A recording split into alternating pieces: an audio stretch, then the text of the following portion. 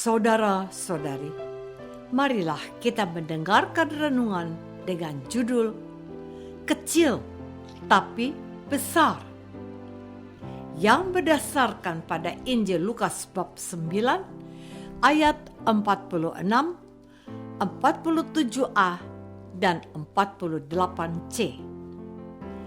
Maka timbullah pertengkaran di antara murid-murid Yesus tentang siapakah yang terbesar di antara mereka.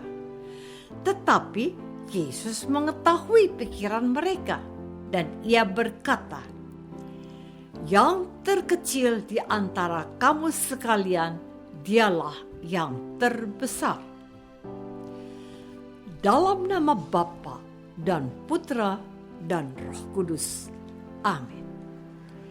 Saudara-saudari terkasih dalam nama Tuhan Yesus Kristus. Inilah catatan yang menarik dan perlu mendapatkan perhatian kita hari ini, bahwa perbedaan pendapat dan perbedaan kepentingan serta perasaan ingin menjadi orang penting merupakan sesuatu yang juga terjadi di kalangan para murid Tuhan Yesus.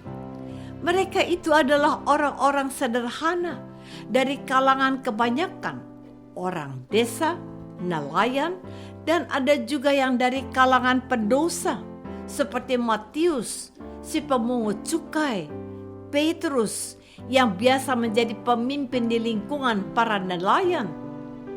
Menjadi sesuatu pemandangan yang wajar kalau mereka merasa perlu untuk mendiskusikan peran mereka masing-masing. Menarik bahwa yang mereka pertengkarkan adalah siapakah yang terbesar di antara mereka.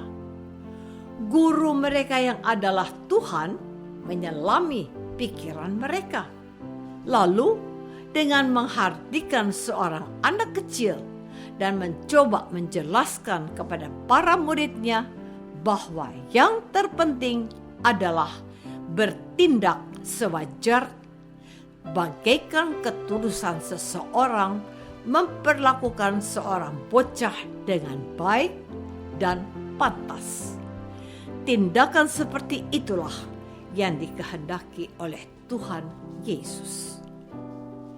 Saudara-saudari terkasih, yang dikehendaki oleh Tuhan Yesus itu adalah bukan memikirkan siapa yang terbesar, melainkan bertindak dengan tulus dan benar, sehingga pantaslah kalau dia disebut orang besar. Menjadi orang penting atau yang terbesar bukan bentuk klaim atau proklamasi, melainkan sebuah pengakuan atas kebaikan, ketulusan, dan kebijaksanaan dalam bersikap terhadap orang yang paling tidak berdaya, yang diumpamakannya dengan memperlakukan dengan baik seorang anak kecil. Mereka harus memiliki watak yang sama dalam melayani Yesus, bukan mencari kebesaran nama, gengsi, atau kemasyhuran diri. Mereka harus tetap rendah hati dan setia melayani Yesus. Yang mereka lakukan kepada Yesus adalah bentuk penghormatan mereka juga kepada Bapa yang telah mengutus Yesus. Mereka tidak perlu mencari keagungan dirinya, sebab itu akan diberikan oleh Allah sendiri kalau mereka telah terbukti setia dan taat dalam mengikuti Yesus dan melaksanakan kehendak-Nya. Mereka harus mengabdi kepada Yesus, sebab Yesus mau mereka tetap rendah hati, meskipun mereka tergolong dalam kelompok orang pilihan yang dipercaya oleh Yesus. Saudara-saudari terkasih, kecil tapi besar, itulah tema renungan kita hari ini. Ada pertentangan dalam pernyataan saya ini.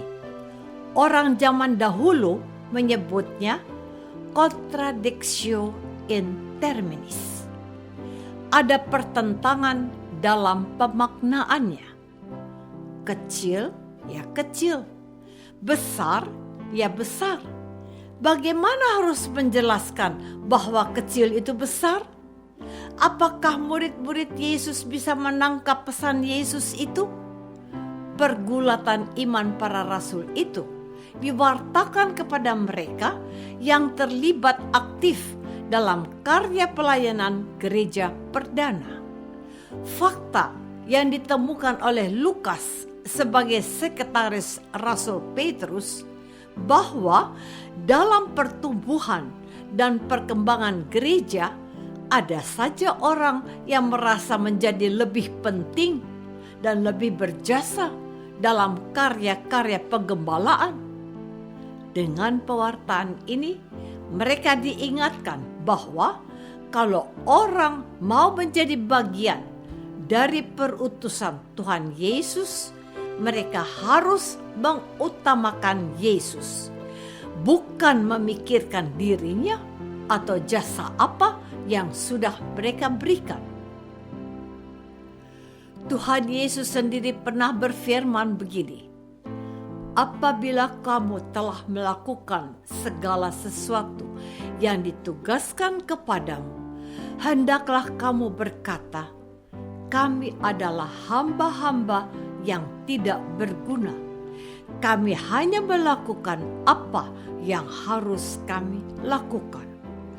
Lukas bab 17 ayat 10. Spiritualitas seorang murid Tuhan ini harus menjadi pedoman baik bagi para rasul, para murid, dan segenap anggota jemaat perdana yang kepada mereka Lukas telah menuliskan Injilnya. Saudara-saudari terkasih, firman Tuhan Yesus kepada para hambanya yang setia dan telah melakukan tugas yang dipercayakan kepada mereka begini, baik sekali perbuatanmu itu, hai hambaku yang baik dan setia, engkau telah setia dalam perkara kecil, aku akan memberikan kepadamu tanggung jawab dalam perkara yang besar. Matius bab 25 ayat 21. Tuhan menghendaki semangat kesetiaan dalam melayani dan mengembalakan kawanannya mulai dari hal-hal yang kecil. Kesetiaan itu akan membawa seseorang untuk naik kelas dan dipercaya untuk bertanggung jawab untuk hal yang lebih besar. Bukan waktunya untuk mempertengkarkan siapa lebih besar dan siapa lebih berjasa dalam karya pelayanan Tuhan. Untuk menjadi murid Tuhan, yang dibutuhkan adalah kerendahan hati, ketulusan, dan kebijaksanaan dalam bertutur kata dan bertindak tanduk, agar demikian kata Santo Paulus, tetapi aku melatih tubuhku dan menguasai seluruhnya supaya sesudah memberitakan Injil kepada orang lain, jangan aku sendiri ditolak. 1 Korintus bab 9 ayat 27. Tuhan Yesus sungguh memahami gejolak dan kegundahan para muridnya, dan itu juga menjadi masalah yang muncul di kalangan jemaat perdana. Tuhan mengingatkan mereka untuk fokus pada tugas pelayanannya dan bukan memikirkan jasanya dan kepentingannya sendiri. Semangat itu juga ditawarkan kepada kita agar memiliki kerendahan hati ketika dipercaya untuk melayani. Apakah aku mencari kemuliaan Tuhan dan pengudusan umatnya atau diriku sendiri? Marilah kita berdoa. Bapa yang Maha Baik Maafkanlah kami kalau kami selama ini merasa diri lebih penting, lebih baik, dan lebih berjasa dalam karya pelayanan-Mu. Berilah kami semangat pengabdian yang tulus dan rendah hati, dan lebih fokus dalam karya yang dipercayakan kepada kami demi Kristus, Tuhan dan pengantara kami. Amin. Semoga kita semua selalu dinaungi dan dibimbing oleh berkat Allah yang Maha Kuasa, Bapa dan Putra dan Roh Kudus. Amin.